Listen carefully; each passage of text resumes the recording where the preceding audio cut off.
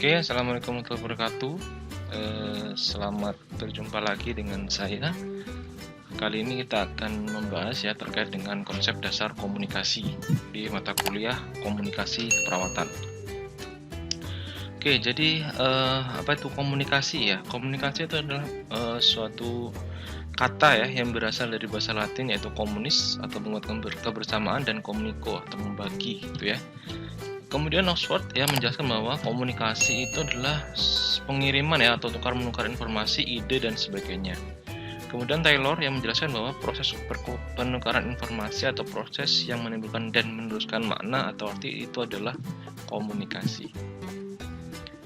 Kemudian Burgess menjelaskan bahwa komunikasi itu adalah proses penyampaian informasi, kemudian makna dan pemahaman dari pengirim pesan kepada penerima pesan.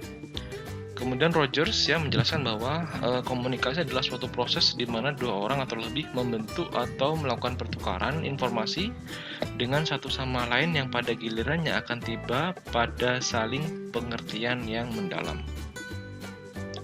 Jadi apabila kita simpulkan maka kita bisa dapat suatu hal yaitu bahwa komunikasi itu adalah merupakan suatu proses ya penyampaian informasi baik itu pesan, kemudian ide, sikap, atau gagasan dengan menggunakan tanda, simbol, atau perilaku dari komunikator atau penyampai berita untuk mengubah serta membentuk perilaku komunikan atau penerima berita ke pola dan pemahaman yang dikehendaki bersama di lingkungan mereka. Ya, jadi intinya komunikasi itu adalah suatu proses pertukaran atau penyampaian informasi melalui media apapun gitu ya, baik itu simbol, kemudian bisa perilaku, kemudian bisa tanda dan lain sebagainya kepada yang ingin diberikan pesan.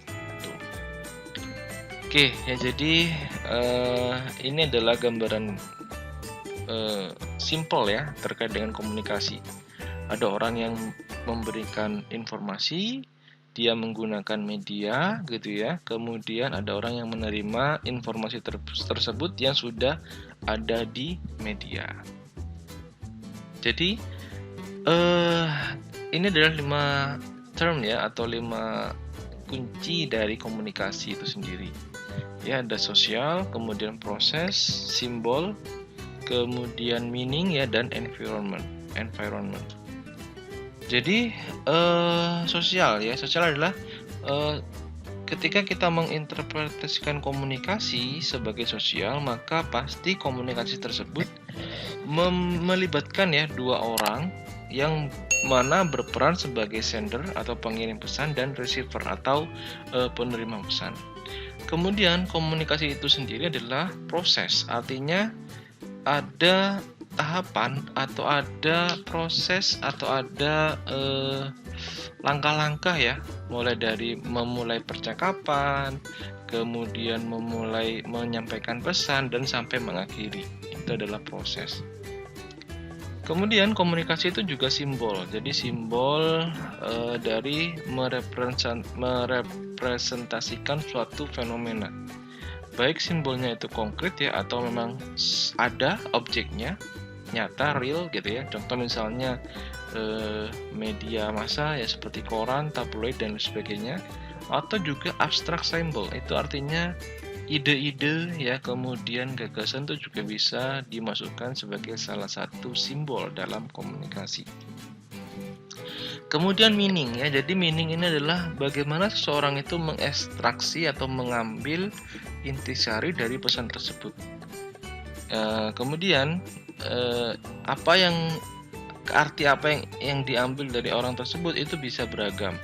Bisa langsung maknanya satu ya, atau bisa bahkan multiple layers. Artinya dia beragam sekali menangkap makna dari pesan yang disampaikan oleh sang pengirim pesan. Kemudian environment ya, jadi ini adalah situasi atau konteks di mana komunikasi tersebut terjadi. Ya, environment atau lingkungannya bisa dari elemen waktu gitu ya, kemudian tempat, kemudian periodik ya, lokasi atau waktu yang ditentukan ya, kemudian hubungan, kemudian juga background budaya dari penyampai dan penerima pesan gitu ya. Itu adalah yang dikatakan sebagai environment.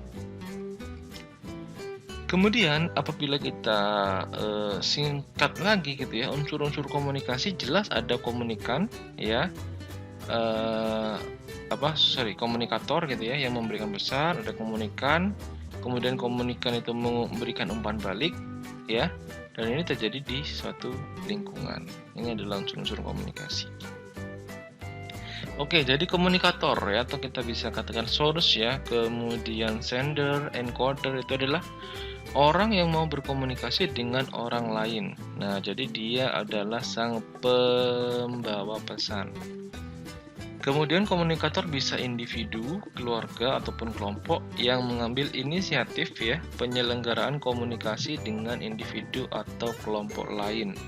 Jadi yang dikatakan komunikator itu apabila banyak orang adalah dia yang memulai percakapan. Itu adalah komunikator. Dalam proses komunikasi, pengirim berita menggunakan gagasan yang diwujudkan dalam lambang yang berbentuk kata-kata yang kemudian disampaikan dengan menggunakan media yang berbentuk ucapan, gerak tangan, dan telepon. Jadi di sini bisa berbentuk verbal dan non-verbal ya. Verbal itu seperti jelas ya, mulai dari mimik, kemudian dan sebagainya. Kemudian non-verbal jelas dari verbal itu diungkapkan ya, non-verbal itu yang seperti gerakan dan sebagainya.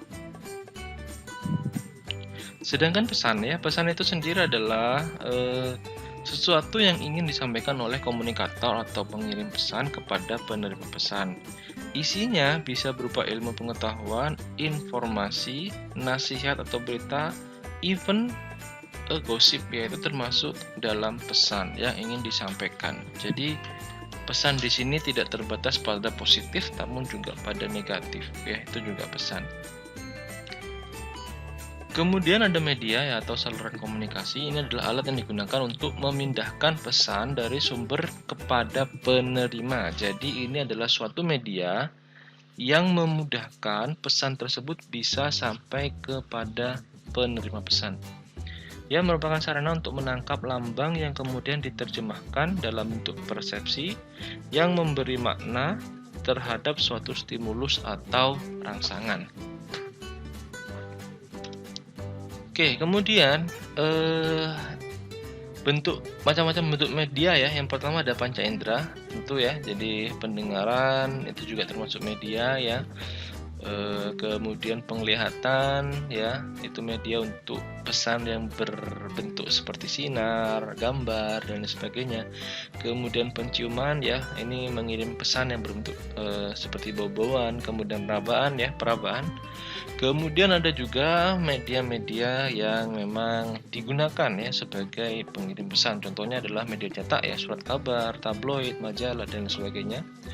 Kemudian ada media elektronik ya, seperti radio, kemudian televisi ya, telegram dan sebagainya. Kemudian ada media sosial ya, seperti Instagram, Facebook dan lain sebagainya. Kemudian ada komunikan. Jadi komunikan adalah pihak lain yang diajak berkomunikasi atau receiver. Ya, jadi dia menerima atau sasaran ya yang diinginkan untuk disampaikan pesan. Kemudian komunikan ini ya, dia menerima pesan bisa dalam bentuk lambang ataupun berita. Oke, kemudian pengaruh ya. Jadi pengaruh atau efek adalah perbedaan antara apa yang dipikirkan, dirasakan, dan dilakukan oleh penerima sebelum dan sesudah menerima pesan. Pengaruh ini bisa terjadi pada pengetahuan, sikap, dan tingkah laku seseorang. Ya, jadi pengaruh ini adalah efek dari seseorang tersebut ketika sudah menerima pesan. Jadi misalnya seseorang tersebut menerima pesan dari ibu guru gitu ya, maka pasti dia akan memiliki pengetahuan yang baru gitu tentang apa yang disampaikan oleh ibu guru tersebut. Kemudian ya pengaruh juga ya, jadi ini juga bisa merubah ya baik itu sikap dan tindakan seseorang. Contoh misalnya seseorang yang sedang marah gitu ya, kemudian dia dikirimi pesan oleh sang pemberi pesan, namun pesan tersebut mengandung atau dalam isinya tidak mengandung unsur-unsur yang tidak dia sukai atau yang tidak dia sukai, benar ya gitu. Maka efeknya atau pengaruhnya adalah pasti dia akan berubah baik itu sikap maupun tindakannya, seperti marah, kemudian membenci dan lain sebagainya. Kemudian ada umpan balik ya. Jadi umpan balik ini adalah arus umpan balik dalam rangka proses berlangsungnya komunikasi ya. Jadi komunikasi yang baik adalah komunikasi yang bisa memunculkan feedback atau umpan balik dari sang penerima informasi. Nah, umpan balik merupakan hasil atau akibat ya yang berbalik guna bagi rangsangan atau dorongan untuk bertindak lebih lanjut. Kemudian secara sederhana dapat dikatakan bahwa umpan balik merupakan kebalikan dari proses stimulus respon. Oke ya, jenis umpan balik ya berdasarkan sikap komunikan ada dua. Yang pertama zero, ya umpan balik atau dikatakan tidak ada kejelasan, komunikan bersikap dingin disebabkan pesan kurang jelas, lambang bahasa yang digunakan tidak dipahami, waktu atau tempat tidak tepat, atau bisa dikatakan komunikasi tidak bermakna. Contohnya adalah apabila ketika Anda memanggil seseorang yang jauh ya jaraknya dengan Anda seperti itu, maka Anda harus berteriak, namun orang yang Anda inginkan itu tidak menerima pesannya. Maka ini bisa dikatakan adalah komunikasi yang tidak bermakna. Atau misalnya Anda ingin menjelaskan unsur-unsur periodik, menjelaskan misalnya nama-nama medis ya dalam dunia keperawatan misalnya gitu ya. Namun yang Anda ajak bicara itu adalah anak SMA misalnya, maka ini juga tidak akan terjadi suatu umpan balik yang positif gitu ya. Maka ini juga bisa dikatakan komunikasi yang tidak bermakna. Kemudian umpan balik positif itu adalah umpan balik dari komunikan yang mudah atau dapat dimengerti oleh komunikator. Terjadi persetujuan antara komunikan dengan komunikator. Nah, ini adalah umpan balik positif. Jadi ketika si pengirim pesan ya mengirimkan pesan, maka si penerima pesan itu mengerti isi pesannya dan dia memberikan feedback. Contoh misalnya Anda berbicara atau menitip pesan ya kepada teman Anda misalnya untuk mengerjakan tugas gitu ya.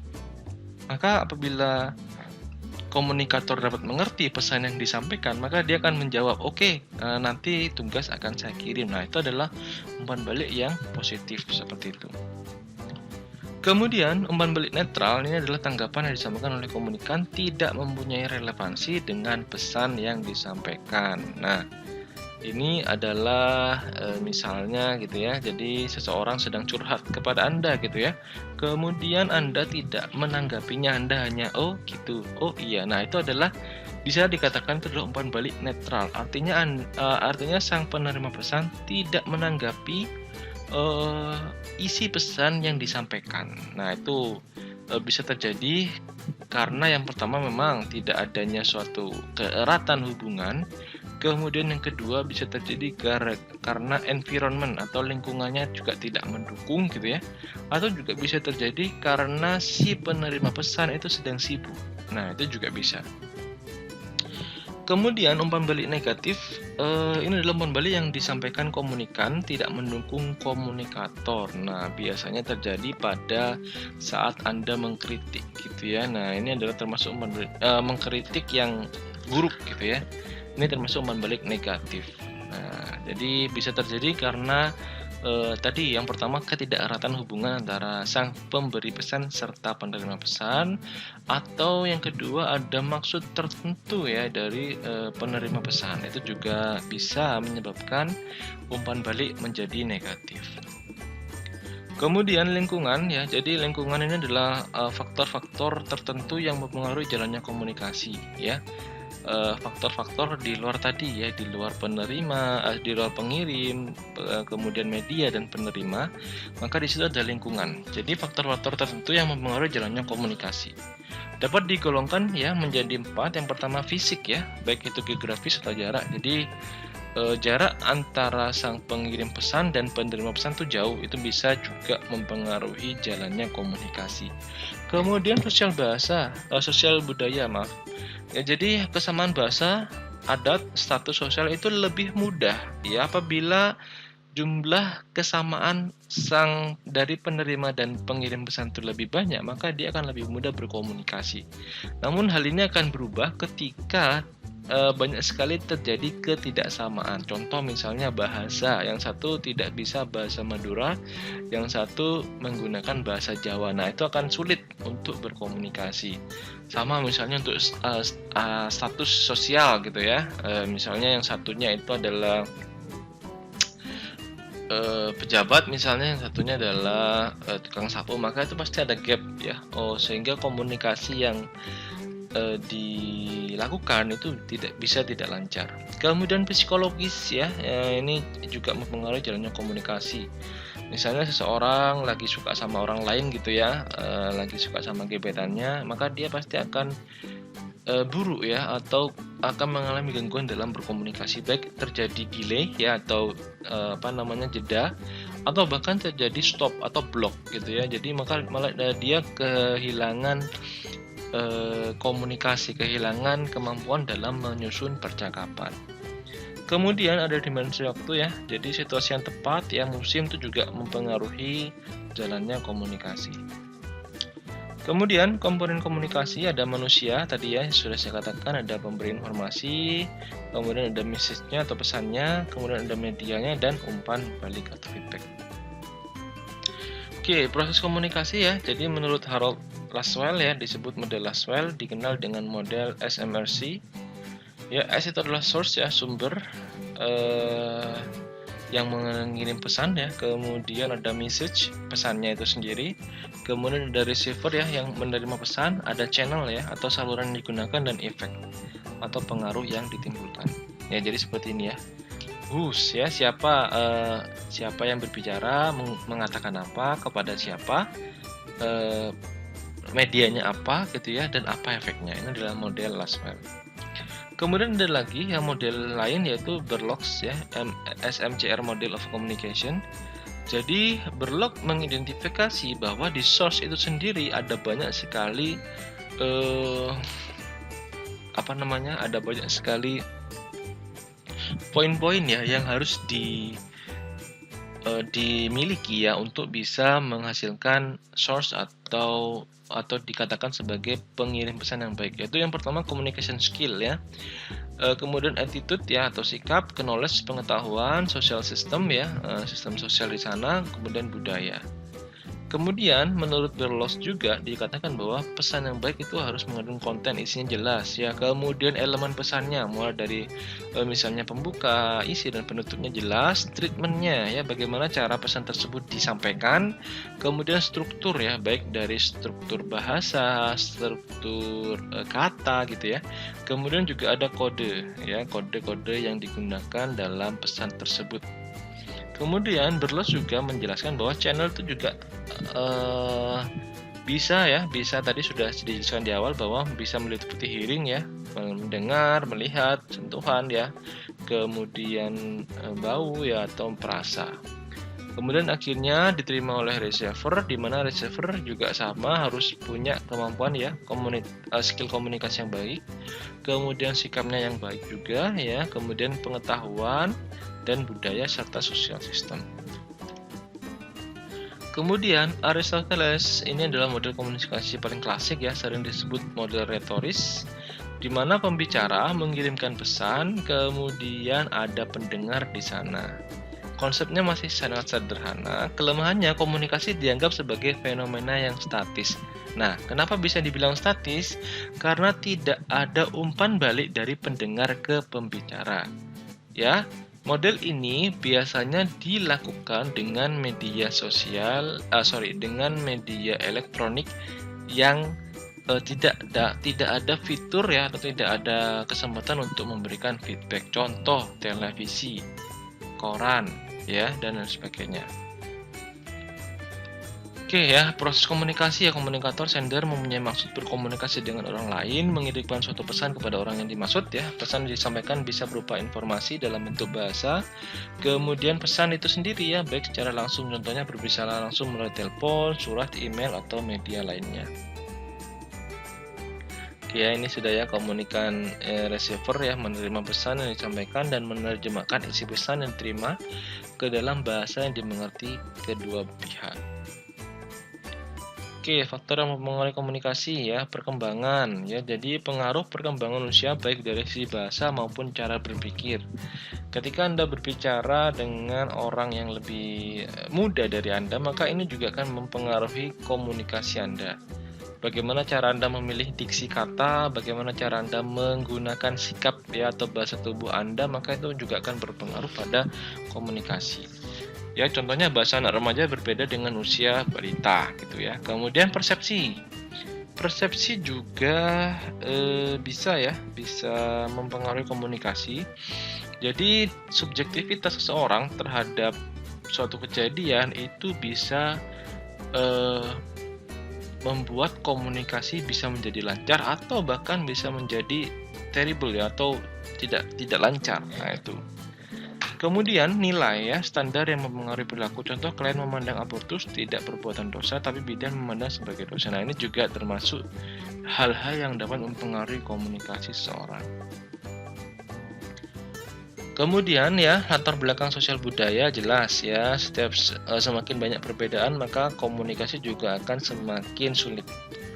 Kemudian emosi ya, sedih, marah. Kemudian jenis kelamin ya, kebanyakan perempuan lebih nyaman berkomunikasi dengan sesama jenisnya, sama juga laki-laki, karena di dalam komunikasi sesama jenis itu ada gaya-gaya tersendiri yang bisa digunakan untuk mempererat atau mempermudah pesan sampai itu ya. Kemudian peran dan penghubungan ya, contoh cara komunikasi bidan dengan kolega dan lain sebagainya itu akan berbeda. Lingkungan ya, jelas tempat yang bising dan tidak nyaman untuk komunikasi pasti akan mempengaruhi komunikasi. Kemudian jarak. Nah, ini juga sama, citra diri dan kondisi fisik ya, baik itu indera pembicaraan. Kemudian juga mempengaruhi kelancaran komunikasi. Nah, ini juga makanya dalam materi komunikasi keperawatan kali ini, kedepannya kita akan juga membahas terkait dengan komunikasi pada kelompok khusus gitu ya, pada kelompok disabilitas, kemudian pada kelompok tunarungu dan tunawicara. Oke, mungkin itu saja kuliah pertama konsep komunikasi dari saya. Kurang lebihnya saya mohon maaf. Assalamualaikum warahmatullahi wabarakatuh. Sampai jumpa di pertemuan berikutnya. Terima kasih. Let it go, make my body go, make our bodies high.